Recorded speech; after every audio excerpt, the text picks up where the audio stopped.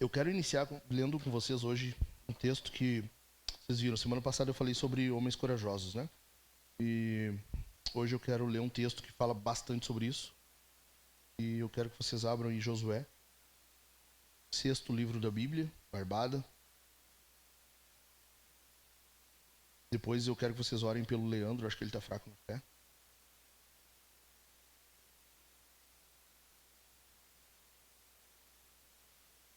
Desandou, né? Tá mal, né? É? Não sei o que está acontecendo. O Ministério da Biaba vai ter que começar cedo.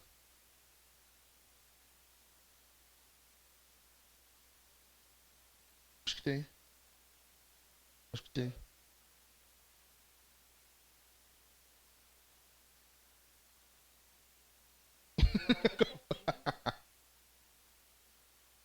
Caras, então, acharam aí? Josué 1. A gente vai ler do 5 ao 9. Barbada, né? Acharam aí? Facilzinho? Passou o Pentateuco, 5 primeiros livros, Josué. Achou Josué? Já está no capítulo 1. Vamos ler do 5 ao 9. Ninguém poderá resistir a você todos os dias da sua vida. Assim como estive com Moisés, estarei com você. Não o deixarei, nem o abandonarei. Sublinha isso se tiver caneta. Seja forte e corajoso, porque você fará este povo herdar a terra que, sob juramento, prometi dar aos pais deles. Então somente, sublinha, seja forte e muito corajoso, para que você tenha o cuidado de fazer segundo toda a lei que o meu servo Moisés lhe ordenou. Não se desvie dela nem para a direita nem para a esquerda, para que seja bem-sucedido por onde quer que você andar. Verso 8. Não cesse de falar deste livro da lei. Pelo contrário, medite nele dia e noite, para que você tenha o cuidado de fazer segundo tudo o que nele está escrito. Então você prosperará e será bem-sucedido. Não foi isso que eu ordenei? Linha de novo. Seja forte e corajoso. Não tenha medo, nem fique assustado, porque o Senhor, seu Deus, estará com você por onde quer que você andar. Caras, então, esse texto ele é bem conhecido assim, como um texto de encorajamento. E na verdade, eu quero falar sobre isso. E o título que eu coloquei é Deus não quer homens covardes. Deus não quer. Como assim? Mas a Bíblia fala, Deus chama os fracos, os loucos e tal. Sim, ele chama. Mas quando ele chama, ele muda. Deus não fica com ninguém covarde no meio. Então Deus não quer homens covardes. Grava aí, tá? O que está acontecendo aqui? Esse é um texto conhecido por encorajamento, né? Seja forte, corajoso. Seja forte, muito corajoso. Seja forte, corajoso. Basicamente, Josué está sendo encorajado por Deus diretamente. Mas o que é esse encorajamento? Junto dele é um chamado à responsabilidade. Deus está dizendo, ó, seja forte e corajoso, estou te encorajando. Mas tu tem uma função agora. Tu tem uma responsabilidade. É isso que Deus está fazendo com Josué aqui. Por quê? Porque basicamente eles estão enfrentando a maior crise até então. A nação de Israel tinha saído do Egito, lembram? Vamos lembrar um pouquinho? Eles saíram do Egito. Moisés abriu o Mar Vermelho, foi com o povo e tal, 40 anos no deserto, andando por lá, perambulando. Final dos 40 anos, ó, vão entrar na terra. Moisés, tu não vai. Como assim? Não, tu fica fora. Só sobe um monte, assim, vê a terra lá, mas tu não vai. Teu cartão de inscrição venceu, não tá valendo, tu não vai poder entrar. Moisés morreu. Caiu a casa. O que acontece aqui? Tá Josué bem belo ali. Deus, vem tu. Vem. Imagina vocês assim, assumir o papel que era de um cara que conversava com Deus face a face. Assumir o papel de um cara que estava diante do Senhor todos os dias, tanto que às vezes quando ele descia o monte, o rosto dele resplandecia. O cara que disse para Deus, Senhor, se não for para tu ir com esse povo, me mata. Se não for, se tu quer gerar um povo de mim e não desse povo, não, sabe? É o cara que dizia para Deus não. É óbvio, fazia parte do plano de Deus, mas tem a responsabilidade humana. Então, o que acontece? Josué ele chega e ele pega esse abacaxi na mão, assim, cai no colo dele. Israel está na maior crise até então. O maior líder de Israel morreu. Alguns vão dizer que é Davi, outros vão continuar dizendo não, foi Moisés.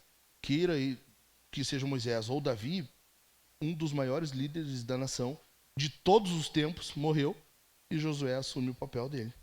Então Deus está dizendo, ó, meu servo Moisés morreu. Tá, um pouquinho antes, no início do texto que a gente leu ali, se eu não me engano, um versículo antes, Deus diz para ele, ó, Moisés morreu, tá contigo. Então, quando Deus está falando isso aqui para ele, basicamente Deus está dizendo, ó, isso aqui é esse tipo de cara que eu preciso para liderar meu povo. É tu que vai assar? Não sabe?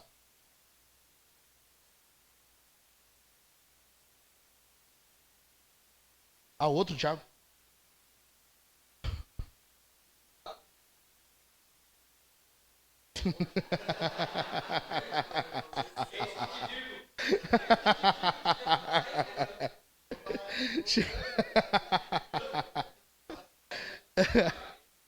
Não. Vamos ver alguém. Quem vai lá? Hã? Tu vai? Pode ser?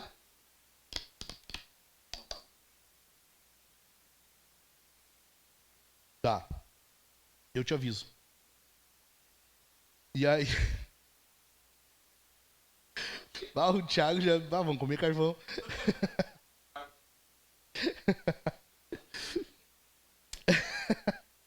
Então, Deus está dizendo assim, cara, eu preciso desse cara, eu preciso que o cara que for liderar meu povo seja desse jeito. Entenderam até aqui? Ok? Então, só que o povo de Israel, ele é o povo de Deus, o povo da aliança. A igreja hoje é o quê? O povo de Deus, o povo da aliança. Então, é um tipo de cara que nós precisamos à frente do povo de Deus. Ok? Esse é o padrão, é um padrão, claro, ele aponta para Jesus, mas aqui está a passagem que nós estamos vendo como Deus vai dizer como que Josué tem que ser. Como ele tem que fazer. O que ele precisa buscar. E eu quero que a gente busque entender um pouquinho mais aqui como que nós buscamos ser, como que nós buscamos imitar Josué, sendo esse homem corajoso. Ok? Então, eu tomei nota aqui de 4 pontos. Primeiro deles. Primeiro lugar, Josué confiou na promessa de esperança. Olha aí, versículo 5 comigo. Ninguém poderá o quê? Resistir a você todos os dias da sua vida. O que Deus está fazendo aqui é dando uma promessa para ele. O que Deus está fazendo é dando uma promessa para Josué e ele diz assim, ó, ninguém poderá resistir a você todos os dias da sua vida. Assim como estive com Moisés, estarei com você. Eu vou estar com você. Então, cara, primeiro lugar, primeira coisa, antes de Deus fazer qualquer coisa, dar qualquer ordem, Deus está garantindo, ó, fica tranquilo que eu estou contigo. Deus é aquele pai que vai no filho e bota a mão no ombro, fica tranquilo, o pai está aqui, o pai cuida. Deus está dizendo isso, o pai cuida, eu estou contigo. Estão entendendo? Então, Deus está, antes de cobrar algo de Josué, ele está, lembram da graça que a gente viu no primeiro sermão dos 10 mandamentos? Antes, cara, Deus sempre age com graça antes. Antes de cobrar algo de Josué, Deus dá graça. Ele diz, ó, eu tô contigo. Então, é uma promessa e Josué, ele confia, ele acredita nessa promessa aqui. Então, cara, a primeira coisa que a gente tem que confiar é na promessa de Deus. Nas escrituras, no que Deus falou. O que Deus falou é. O que ele não falou não é. Simples. Homens corajosos, homens que recebem esse encorajamento do Senhor, precisam necessariamente confiar na promessa divina, confiar na palavra de Deus. Precisa buscar isso aqui. E a Bíblia é o livro de esperança. É ou não é? Qual é o maior problema da humanidade? Pecado. Aqui não está relatado para nós o plano de salvação, não, o evangelho, a boa notícia. Não, cara, esse é o livro de esperança. Então, quando Deus está dando esperança para Josué, fica tranquilo, eu estou contigo. A gente tem isso aqui. A gente tem isso aqui. No final, depois nós vamos ver, isso aqui vale para nós sim. Isso aqui vale para nós. Então, a gente precisa confiar nisso. Somente, e precisa ser entendido isso, somente a palavra de Deus dá para nós a real noção, a real situação. Ela que discerne. A gente tem hoje, cara, a gente tem vários livros, livro de autoajuda, livro com testes de personalidade e tal, então, várias coisas, várias. Mas, cara, tu quer entender a situação, tu quer algo que te desnude, não é nudes, é desnude. E tá rindo, Chico? Algo que te desnude é a Bíblia. A Bíblia vai dizer exatamente a situação em que nós estamos, quem nós somos, o que nós precisamos. Para tu entender a situação, entender o contexto, a gente precisa das Escrituras.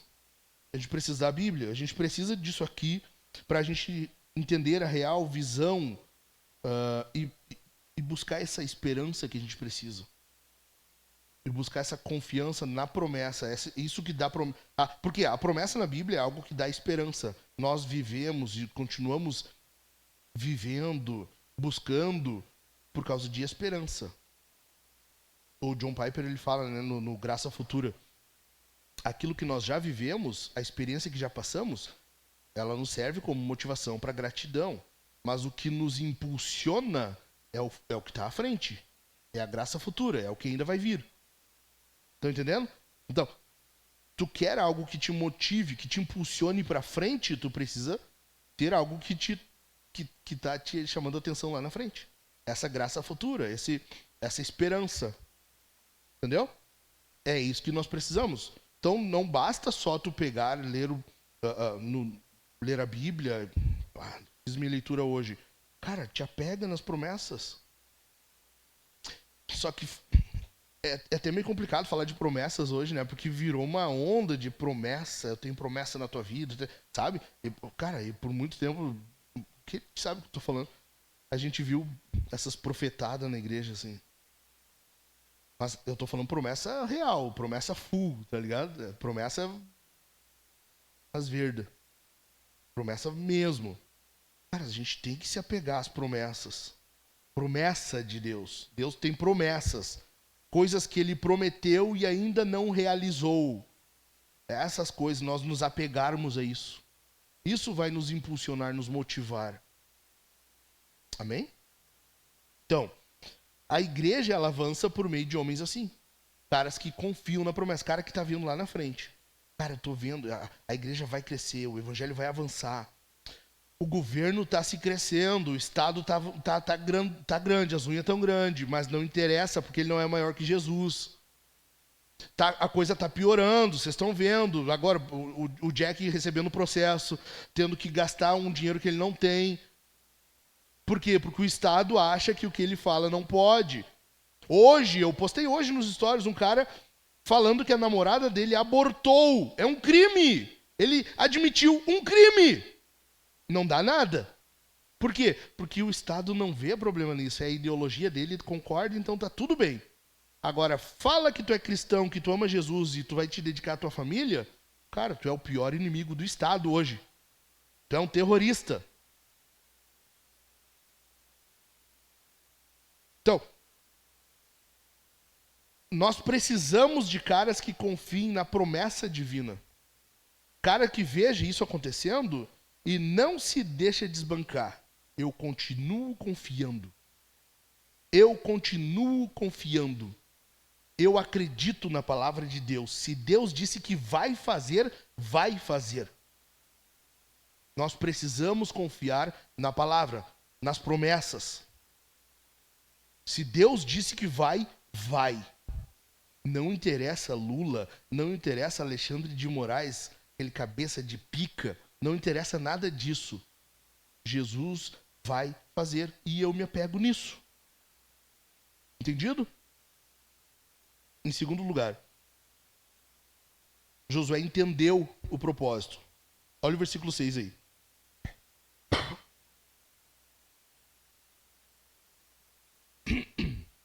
Primeiro encorajamento. Seja forte e corajoso. Por quê? Por quê?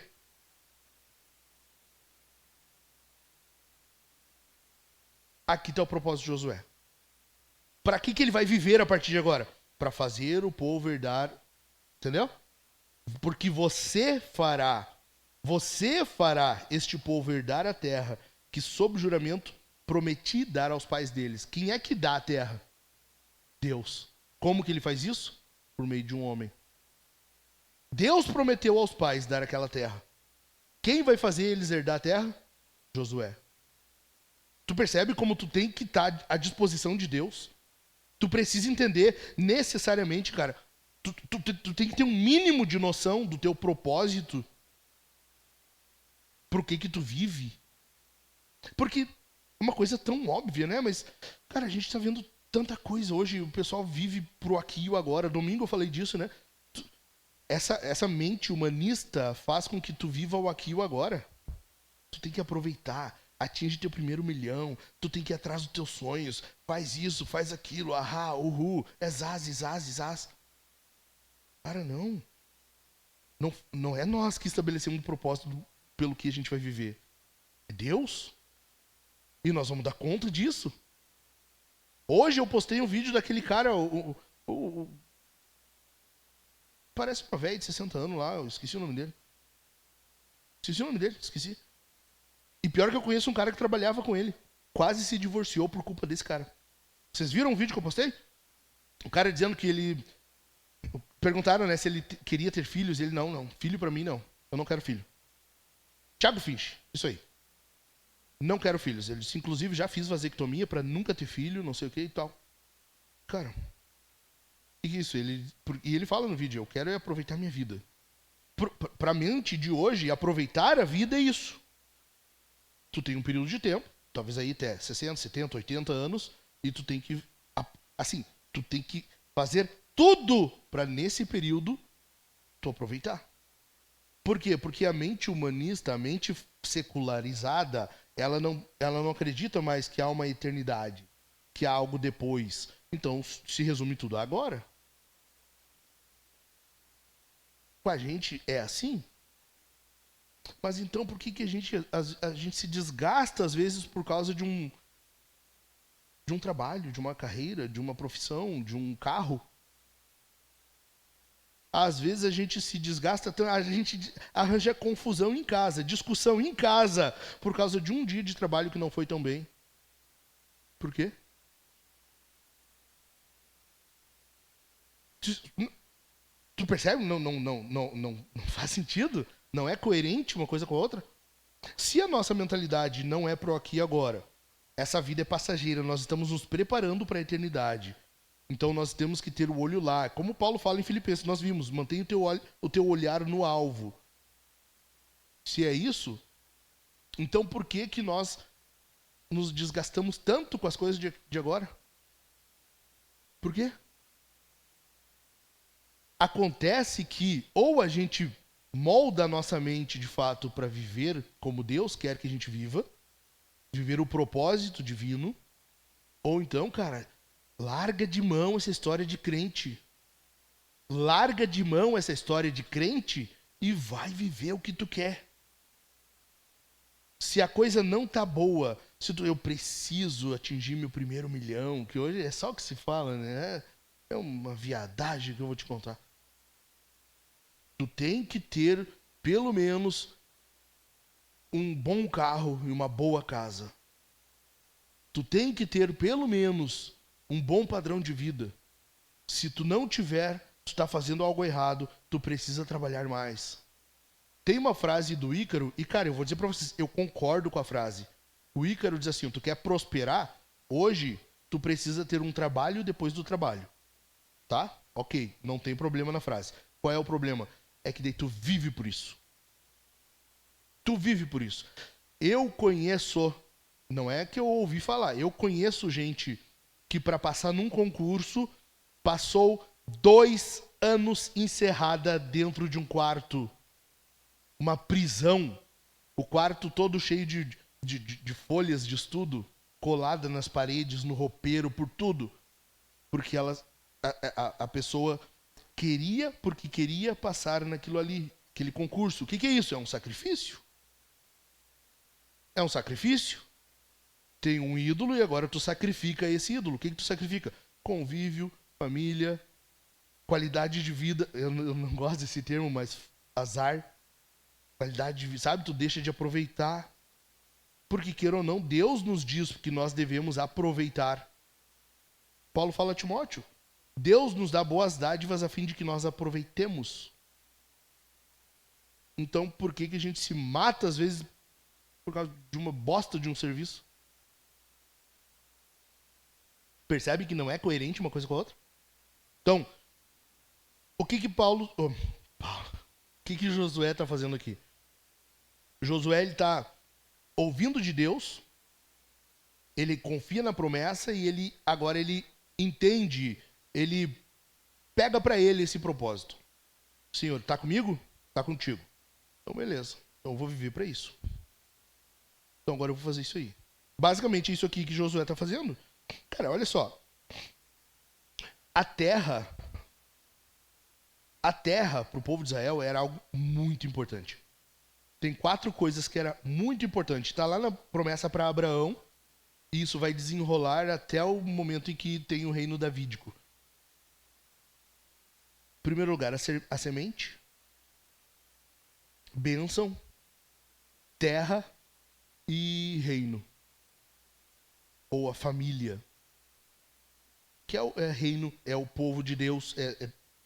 Isso é tudo misturado. Ou seja, a terra é um deles. Cara, é um propósito muito importante que Deus está dando para ele ali. Josué está assumindo... Cara, é uma coisa gigantesca. Ó, tá contigo agora, mano. O que ele tem que fazer agora não é fácil. Agora, vamos colocar para nós um pouquinho? Tenta pensar em que Deus quer de ti. Tenta, só tenta. O que Deus quer de ti hoje? Cara, vamos lá. Primeira coisa. Tirando o João agora, todo mundo é casado, né? Só o João que não é casado? Né? Vocês dois são, né? Então, todo mundo casado, só o João que não. Mas já fica pra ti, logo mais, tu vai fazer uso disso. O que acontece? O que tu tem que fazer? Ser fiel à tua esposa. Cara, começa só. Seja fiel à tua esposa. Tem filhos? Tem. Ensina a palavra para eles. Tá, tranquilo, o que mais? Tá congregando? Tô. Te dedica a essa igreja. A igreja é um corpo. Como membro de um corpo, tu precisa servir. Não há membro no corpo humano que não tenha uma função. Logo, na igreja é a mesma coisa. Todo membro tem que desempenhar um papel. Tu tá servindo? Naquelas. Serve. O que mais? Seja um bom funcionário. Não, eu sou empregado, eu sou patrão, eu que gero empregos. Seja um bom patrão. O que mais? Cara, faz missão. Faz missão. Vocês sabiam que Cara, o Chico mandou, eu não cheguei a abrir bem, eu vou abrir amanhã com mais calma. Nós estamos numa plantação de igreja. Falei antes, né? Nós estamos numa plantação. Plantação de igreja. Essa semana, de semana passada para cá, quase metade do pessoal não falou de Jesus. Não, daí tu me diz, como que uma plantação vai avançar desse jeito? Plantação de igreja. Não é uma igreja de 1000 membros, sabe? Que o pastor chega num Audi, o pessoal vai lá abrindo as portas para ele, bem-vindo pastor, não sei o quê. A esposa do pastor com um laque, assim, um negócio, sabe, com cabelo loiro já pintado, assim. O pessoal, todo mundo já com camisetinha de voluntário, sabe? Daí tem 20% da igreja que trabalha mesmo, são os voluntários, os outros só vêm no horário do culto, senta rica bundinha numa cadeira estofada, no final do culto levanta, entra no seu carrinho e vai embora. Não é isso. A gente está numa plantação. Plantação de igreja não avança se não falar do nome de Jesus. Como que uma plantação de igreja vai adiante se metade do pessoal, se metade do povo não abrir sua rica boquinha e falar Jesus, que diga, Jesus te ama. Não, me dá o segredo, vocês devem saber os 7 passos para uma plantação avançar, porque eu não, cara, realmente eu não sei, eu não sei, eu preciso de ajuda. A gente não está tendo que conduzir um povo, porque Moisés estava liderando um povo que ficou para Josué, de aí, calcula-se em torno de 2 a 3 milhões de pessoas, contando mulheres, crianças, idosos, ok? 2 a 3 milhões de pessoas. É disso que a gente está falando. Nossa, tu percebe que é tão mais fácil o que a gente tem que fazer? Cara, é tão mais fácil e quão bunda mole tem que ser para não abrir a rica boca e falar de Jesus? Ou tem que odiar muito? Ah, mas tu tem que odiar. Não, mas eu quero mais é que vá pro inferno. Eu quero que vá pro inferno. Eu não vou falar de Jesus para essa pessoa.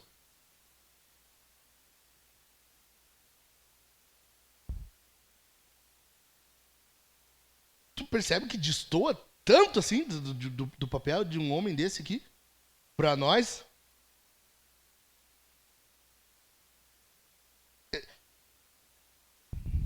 Enfim.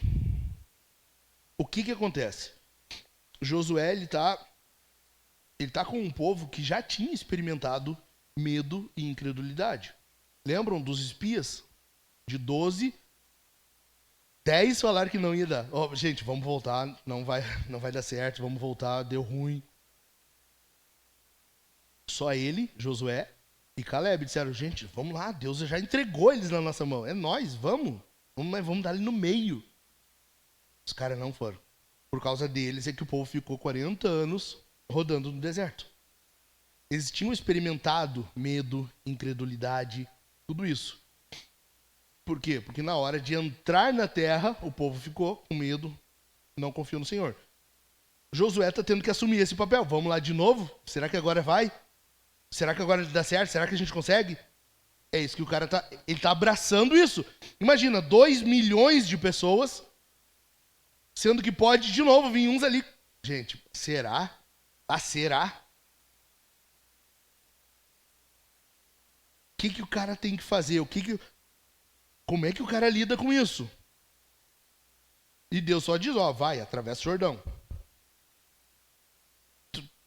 Se tu continua lendo depois, tu vai ver, Josué não pergunta, Senhor, como? Ah, como é que eu faço? Sabe? Pergunta de preguiçoso, que é tudo pronto, né? Tá, só me diz como que eu faço, então. Cara, olha só. Josué, ele tem entendido, ele pegou o propósito do que Deus quer para ele. Após ele assumir isso, tá comigo. Então agora, ele só... Tu percebe que ele confia como? Porque ele só diz para os sacerdotes que estão com a arca, vai, só bota o pé no rio. Quando os caras vão, bota o pé no rio, a água para de correr. Fica seco, e eles atravessam a seco. Tu percebe que o cara, ele confiou? Ele acreditou no que Deus falou. Mas por que a gente não acredita? Jesus falou, ide por todo mundo, pregai o evangelho, fazer discípulos. E eis que estou convosco todos os dias.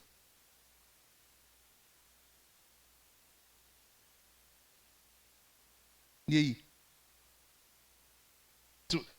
Tu vê a diferença, não? Eu não sei. Talvez está tão claro para mim, na minha cabeça, que tá colossal a diferença e talvez para vocês não tá tanto assim. Josué só disse, cara, vai lá, mete o pé na água aí.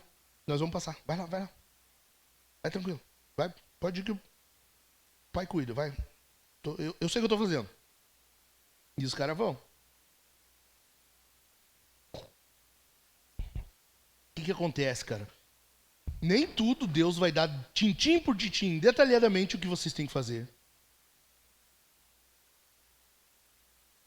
Às vezes tem gente que pergunta para mim, pastor, eu tenho que Eu tenho uma opção, eu tenho alternativa aqui, apareceu para mim a oportunidade e tal, não sei o quê.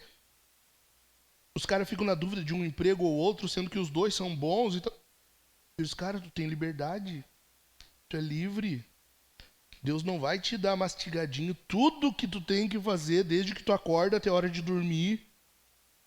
E ainda vai dizer de que lado tu tem que deitar na hora de dormir. Não, cara. Tu é livre, tu tem responsabilidade. Eu já expliquei pra vocês aqui. Conforme tu amadurece, mais responsabilidade tu tem. Logo, as coisas mais livres na vida é onde te demanda mais responsabilidade. As grandes decisões, as mais importantes, Deus já fez por ti. Ele já te disse, ó, é assim. Quer ver um exemplo? Falei do culto antes. Cara, por que para nós o culto é imprescindível? Nós não abrimos mão de que esteja no culto. Porque Deus quer assim. Deus quer assim, semanalmente. Vai ler Apocalipse ali no início, o que acontece? No dia do Senhor, eu vi os 7 castiçais e o Senhor o quê? Andando no meio deles. O que é isso? Os castiçais, eles são as igrejas. O que o João está vendo? No dia do Senhor, no dia do culto, Jesus está andando em meio às igrejas. No dia que nós estamos reunidos aqui cultuando a Ele, Ele está junto com a gente.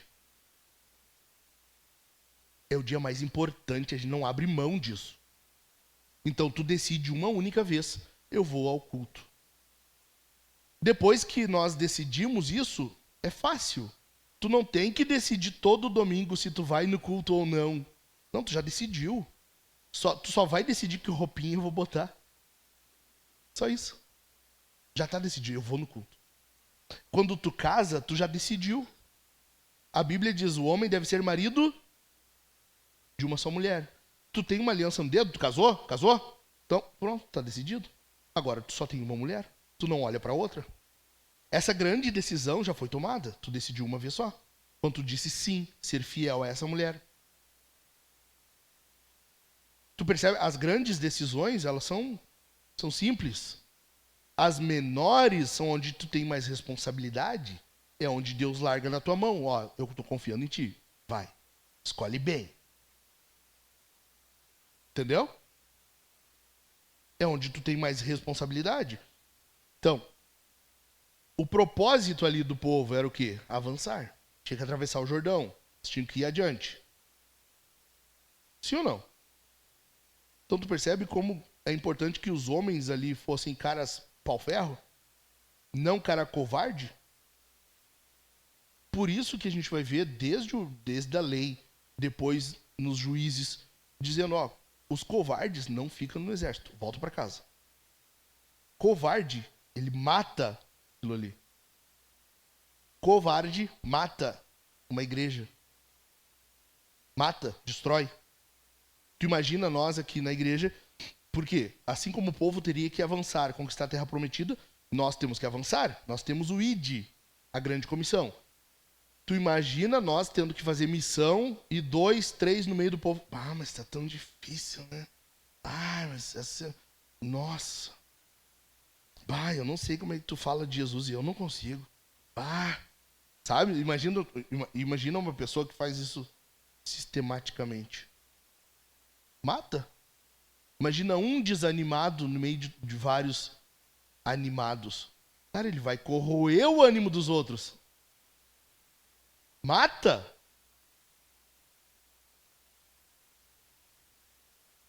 Assim é para nós, os homens. Nós temos que avançar com as nossas famílias. Eu costumo dizer, nós temos os 3 P's. Tu é provedor, protetor e tu é pastor. Cara, essa função na casa é tua. Tu já sabe o que tem que fazer, meu. Tu já sabe o que tem que fazer. Só faz e faz bem feito. Tá contigo? Essa grande decisão tu já tomou quando tu casou. Tu assumiu essa responsabilidade. Agora não tem escolha, meu. Agora é contigo. Ah, mas tá ruim de grana lá. Ah, minha mulher tá querendo ir trabalhar fora para ajudar. Cara, se for para ajudar, não tem problema. Ela é a tua ajudadora. Ah, não, pastor, minha esposa não tem como ser de emprego hoje. Ah, ela ganha bem, a gente acostumou com essa renda. A gente soma a minha, dela, o nosso padrão de vida não permite hoje que ela saia do emprego. Vá plantar batata. Daí ela tá carregando o fardo que é teu. Ela tá provendo. Tu entendeu? Entendeu ou não? Em terceiro lugar, o que Josué fez? Ele obedeceu. Ele obedeceu a ordem. Olha aí, versos 7 e 8. Tão somente seja forte e muito corajoso, para que você tenha o cuidado de fazer segundo toda a lei que o meu servo Moisés lhe ordenou. Não se desvie dela, nem para a direita, nem para a esquerda, para que seja bem-sucedido por onde quer que você andar. Não cesse de falar deste livro da lei. Pelo contrário, o que é o contrário de se calar? Medite nele de noite. Detalhe, o meditar aqui, detalhe, presta atenção. Meditar aqui, o termo meditar, ele equivale a cochichar. Então, por isso que não cesse de falar. Pelo contrário, medite é basicamente se tu ficasse igual um louquinho. Sabe igual um louquinho?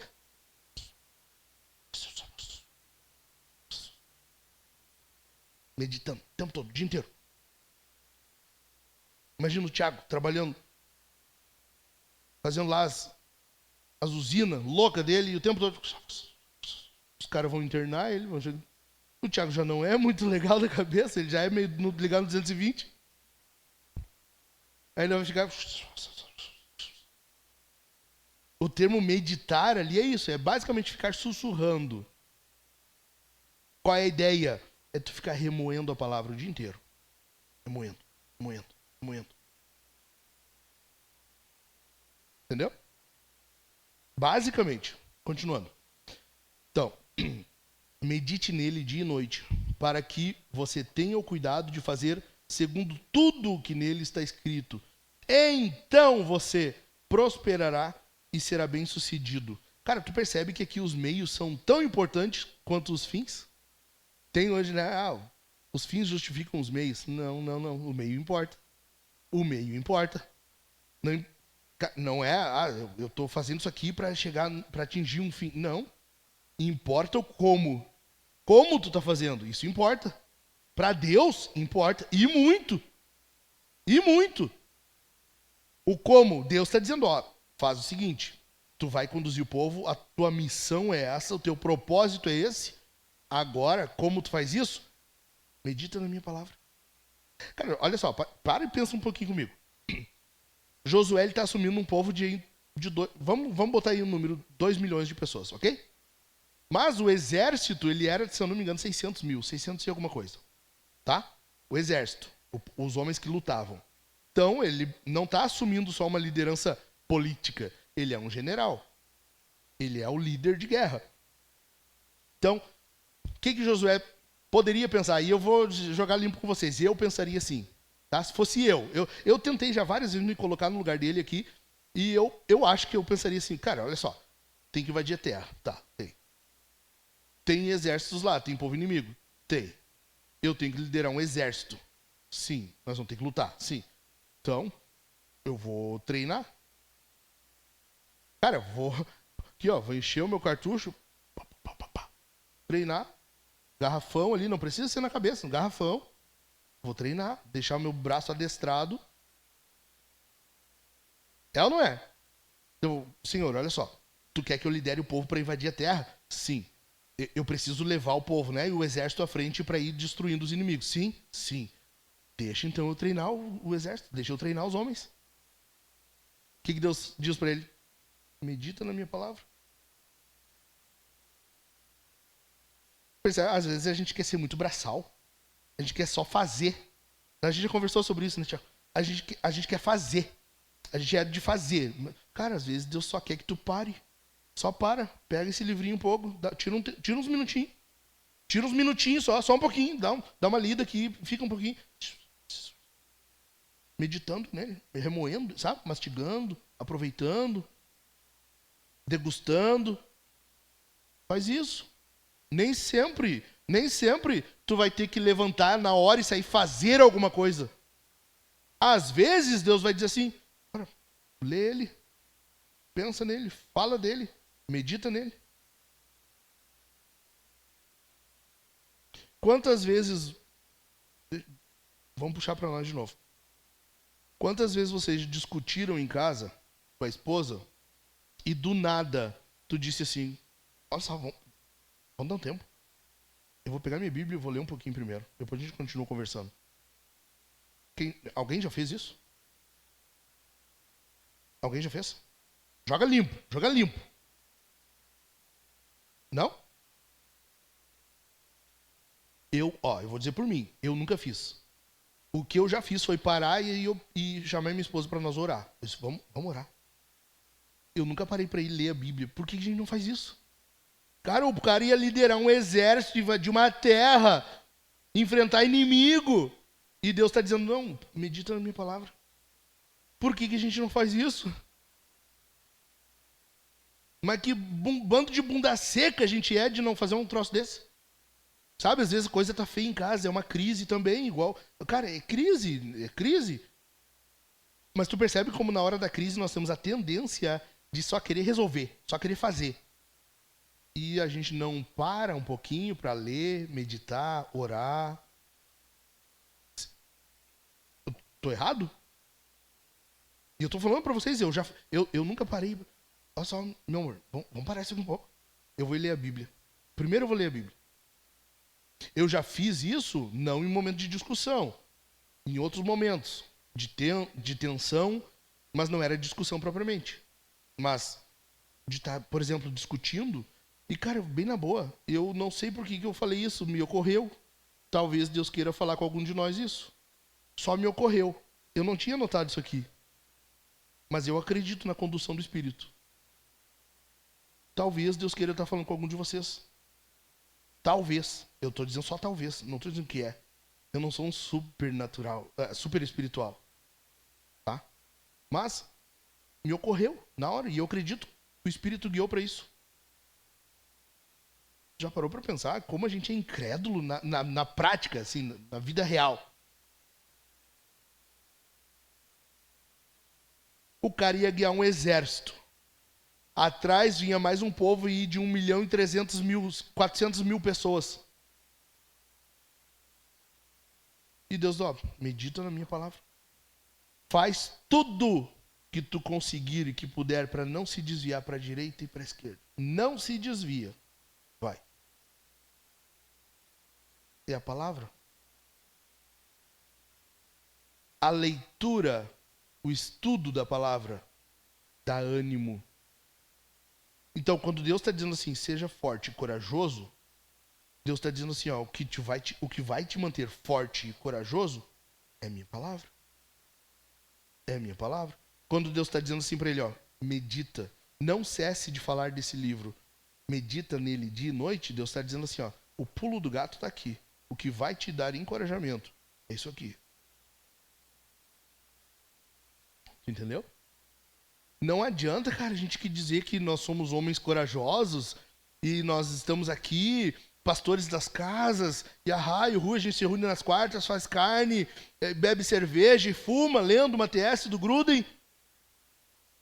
Se no pulo do gato mesmo, na hora do pega pra capar, a gente não confia, a gente não pega a Bíblia para se alimentar, para buscar encorajamento bíblico, para discernir o tempo que a gente está vivendo, para saber como agir. Encorajamento mesmo, coragem, é isso aqui. É por meio dessa palavra. Entendeu? Adiante. A ideia aqui, basicamente, por que Deus fala 3 vezes, seja forte e corajoso? Então, meu servo Moisés morreu, agora ele está contigo, seja forte e corajoso. É a palavra de Deus. Mesma coisa. Quando Deus fala, e a palavra escrita de Deus é palavra de Deus. Ou seja, a mesma palavra que estava encorajando Josué é a que nos encoraja hoje, tá? Deus fala, a palavra de Deus encoraja Josué, seja forte e corajoso. Então ele vai, ele guia o povo, seja forte e corajoso. Ele se encoraja, ele vai, ele continua meditando na palavra, seja forte e corajoso. Tu percebe? É algo constante, contínuo. Pra nós é a mesma coisa, cara. Tu percebe por que a gente é tão chato com questão de culto familiar? Porque é isso aqui. Deuteronômio 6, Josué 1, Efésios 6:4. Cara, é a Bíblia mandando pra nós, tu não consegue. Se não for Deus te alimentando diariamente, tu não consegue, negão. Deus está dizendo, cara, pega isso aqui, mastiga todo dia e dá mastigadinho para tua família. Só isso. Mas tem que confiar para fazer isso. A palavra de Deus é alimento. A palavra de Deus é encorajamento. A palavra de Deus é fortalecimento. É fortalecimento. Como eu disse, cara, a gente poderia pensar, Josué vai liderar o exército? Cara, então ele está livre. Deixa lá os líderes do povo, os sacerdotes, deixa a galera mais espiritual trabalhar com isso. E ele vai, vamos no que importa, vamos afiar as espadas e era isso. Não. Medite na minha palavra, dia e noite. Entendeu? Medite na minha palavra. Olha só, é recente isso aqui, não faz muito tempo. Uma pesquisa identificou que feita com homens, pessoas, na verdade agora me deu dúvida. Eu sei que tinha uma quantidade de homens e agora eu não tenho certeza da quantidade de mulheres para dar o percentual. Enfim. Mas, a grosso modo, pessoas que leem a Bíblia 1 ou 2 vezes na semana. E aí, essa uma vez, inclusive, valia, na resposta da pesquisa, tu dizer assim, a minha leitura bíblica é 1 vez na semana, no culto. Quando o pastor diz assim, vamos abrir nossas Bíblias e ler no passagem tal. Isso ali a pessoa contava, eu li a Bíblia 1 vez na semana.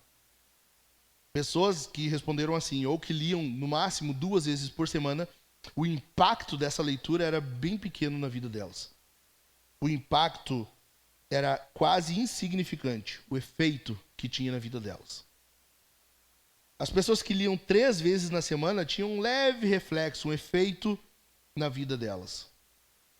Já pessoas que liam 4 vezes ou mais durante a semana tinham muito menos probabilidade, e os números mostraram isso, que a probabilidade de cair em comportamentos mundanos, pecaminosos, era muito menor para essas pessoas. Para essa turma. 4 vezes ou mais por semana. Cara, 4 vezes, se tu for pensar, é um pouquinho mais da metade da semana. Por que a gente não se apega nisso aqui, então? Olha só. Vocês concordam comigo que a Bíblia é alimento? Fortalecimento? Tem uma pesquisa que diz que pessoas que leem 4 vezes ou mais por semana, a tendência é muito menor. Tanto que na matéria diz assim, essas pessoas estavam muito mais protegidas. A tendência de tu cair é muito menor. Muito menor. Tá? Por que então que a gente se contenta com isso aqui 1 vez no dia? Cara, se a gente tá vendo, pessoas que leem 1 vez na semana ou 2, o efeito é insignificante. Vamos fazer o contrário? Cara, e por que a gente fica nessa de que, mas se eu pegar esse livro aqui para ler, eu vou ler no culto familiar? Tá bom, é o suficiente. Por que a gente não vive, então, o dia inteiro com esse livro aqui? Por quê? Alguém me diz, me dá, porque, cara, não faz sentido. Se eu ler esse livro, que eu acredito ser a palavra de Deus, isso por si só já me blinda de eu cair. Pelo menos um pouco. A tentação vai vir, é óbvio. Mas isso me ajuda. Cara, me ajuda? Ajuda. Então, eu vou... Mas vai ser direto. Onde eu for, eu levo uma Bíblia junto. Deu 1 minutinho, eu vou ler a Bíblia. Deu um espacinho na minha agenda? Cara, é a Bíblia. Mas não, a gente lida como se fosse tudo bem. Eu li no culto familiar, tá bom. Fiz meu dever do dia. Dever de casa feito. por quê? Tem ou não tem um pouquinho de incredulidade aí? Tem ou não? Se a gente quer ser fortalecido, se a gente quer de fato fazer alguma diferença, a gente precisa confiar de que isso aqui vai nos ajudar. Vai ajudar. Deus fala com a gente por meio disso aqui. Deus nos transforma por meio disso aqui. Tem vida por meio disso aqui. Entendeu? Amém ou não amém? Meditar dia e noite. Meditar dia e noite. Cara, Josué é o cara que viu de tudo. Josué estava junto de Moisés desde o Egito. Josué viu desde as pragas. Josué viu a coluna de nuvem e fogo. Josué viu o mar se abrir. Josué viu o exército ser engolido pelo mar. Josué viu o monte em brasa. A Bíblia fala que quando Moisés desceu o monte na primeira vez e ouviu o povo festejando lá, adorando o bezerro de ouro, lembram? O que ele fala? O que acontece quando ele está descendo? Tem alguém que diz para ele assim: ouço vozes, não é? Ouço alarido de guerra. E Moisés diz: não é guerra, é festa. É Josué que estava junto com ele. Josué talvez não foi junto com Moisés lá na face de Deus, mas ele foi até certo ponto, ele viu a entrega da lei. Josué viu o povo ser morto no deserto, viver 40 anos sem a roupa se gastar. Ele viu tudo isso acontecer. Cara, eu não sei vocês, se sou eu diria para Deus assim: Deus, olha só, deixa eu treinar o povo aqui.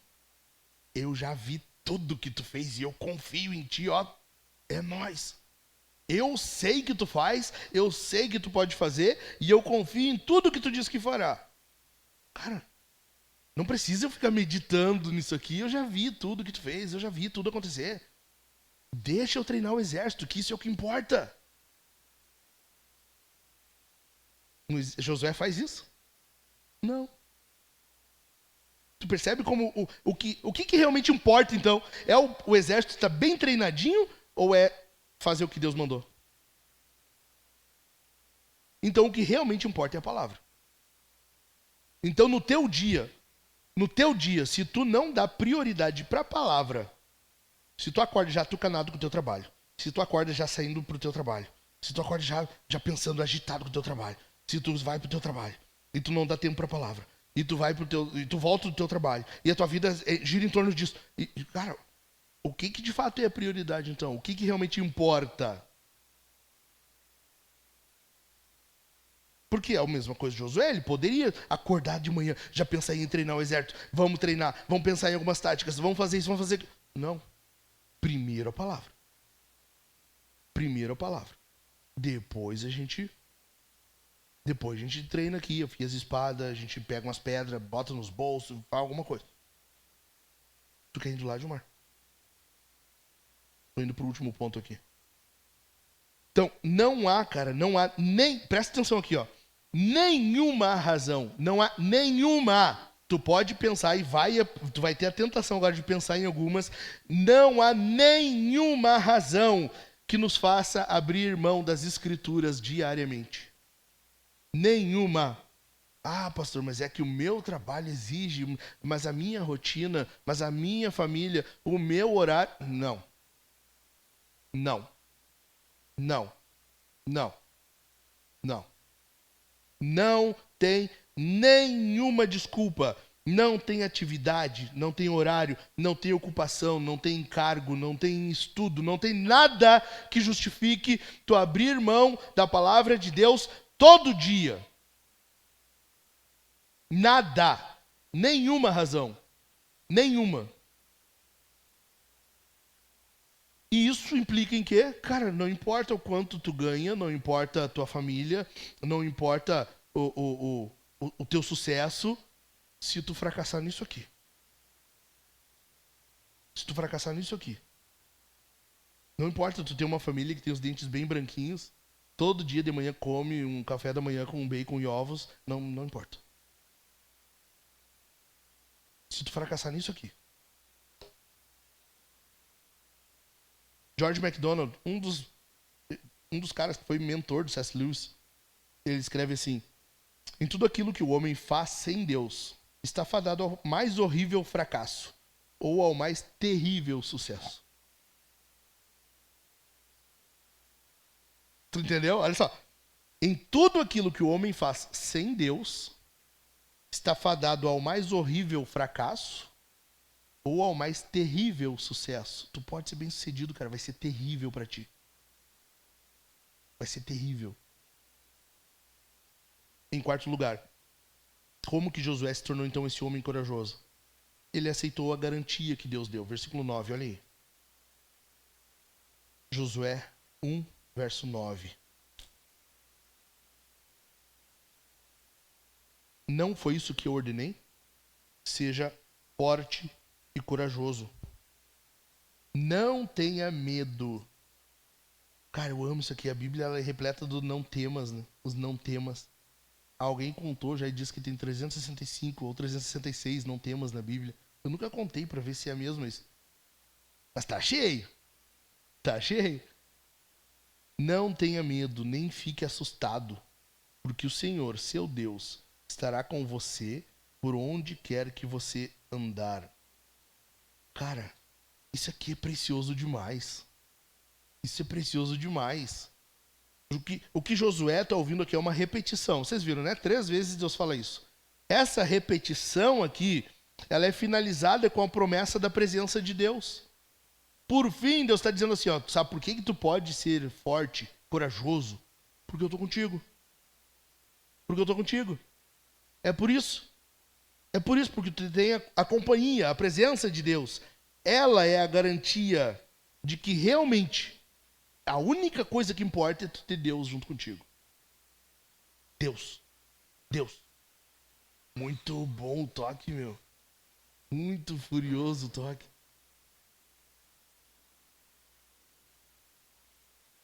Não adianta tu ter sucesso na tua profissão, na tua carreira, cara, se tu não tem a presença de Deus na tua vida.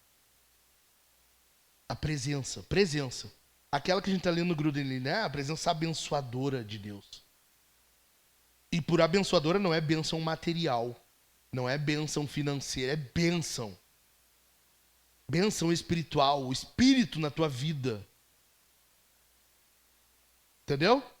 Então, não adianta nós buscarmos essas coisas se não buscarmos Deus. Como Deus fala para Paulo, a minha graça te basta. Lembram? Então, Deus não quer homens covardes. Deus não quer, por isso ele repete: seja forte, corajoso. Seja forte, corajoso. O Wardby, ele diz assim, ó, é impossível ficar parado na vida e no serviço cristãos, pois quando ficamos parados, começamos imediatamente a regredir. Cara, se tu não buscar a presença de Deus no dia, esse é um dia perdido. Tu regrediu.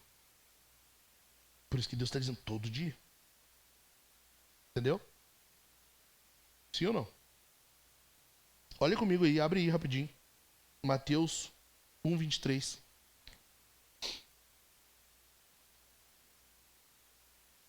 Mateus 1:23. E nós estamos indo pro finalzinho já.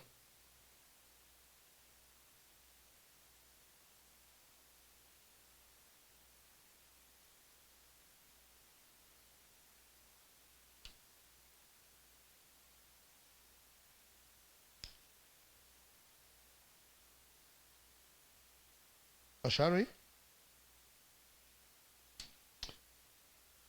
Eis que a virgem conceberá e dará à luz um filho, e ele será chamado pelo nome de...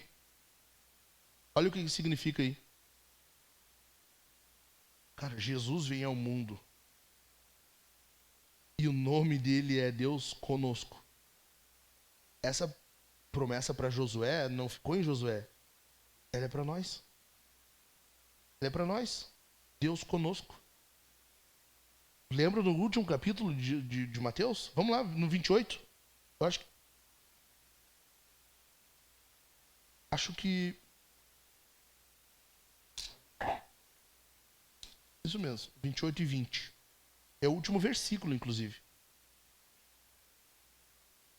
A última linha, a última frase. O que está escrito? Até quando? Até o fim dos tempos. Cara, Jesus está com a gente. O que tem para temer? É Lula? É STF? Nada. Nada. Mas olha só, esse texto de Josué especificamente. Olha o que o autor de Hebreus faz com ele. Vamos lá, Hebreus 13. Último versículo. O último versículo que nós vamos ler. Hebreus 13, verso 5. O que diz aí?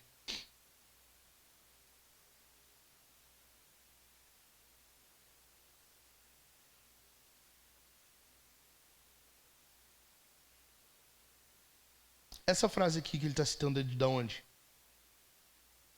De qual texto? Josué. Josué. O autor de Hebreus, ele está escrevendo para quem? Para a igreja. Para cristãos. Tá? Tem autor, eu acho, foi Paulo, mas enfim. O autor senta, ele escreve uma carta. Eu vou escrever para o povo hebreu. Para os hebreus. Mas não os do judaísmo, para os crentes, para os cristãos. Para o povo cristão. E ele está sendo inspirado pelo Espírito Santo. A gente já leu isso no Gruden e sabe o que significa. Ele escreve aos cristãos. Porque Deus disse: de maneira nenhuma te deixarei, jamais te abandonarei. A exata expressão de Deus para Josué, a Bíblia, a palavra de Deus, agora está aplicando para a igreja, para nós. Você percebe isso? Quando Deus fala então para Josué aquilo lá, ele está dizendo assim, ó, cara, a missão de Josué era aquela. Kennedy tem a dele, Tiago tem a dele, o Leandro a dele, e assim vai, cada um tem a sua. O que importa é, de maneira nenhuma te deixarei, jamais te abandonarei.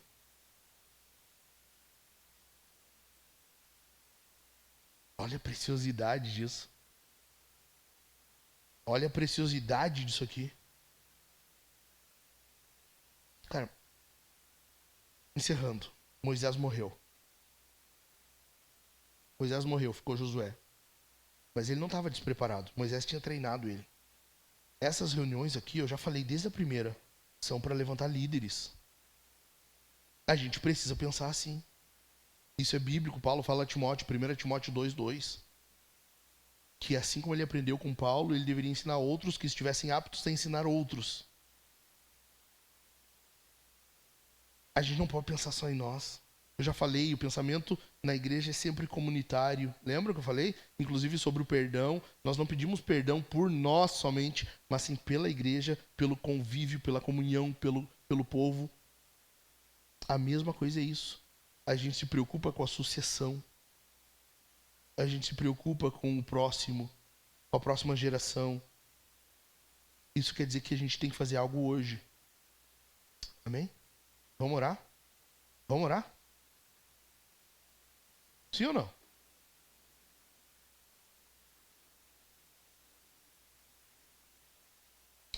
Sabe o que eu acredito que seja o maior ensino da morte de Moisés e o comissionamento de Josué? Eu acho que é. Posso estar enganado. Eu acho. É Deus mostrando assim, ó, eu não estou preso a um. Eu não estou preso a um.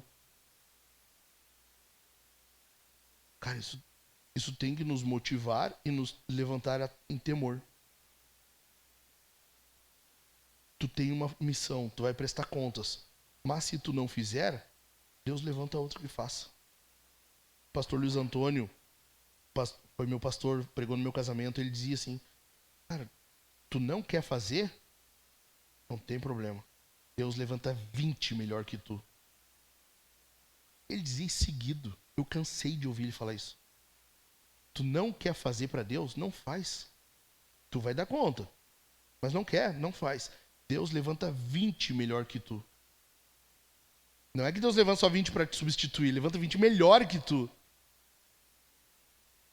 Isso tem que gerar temor em nós. Vamos orar?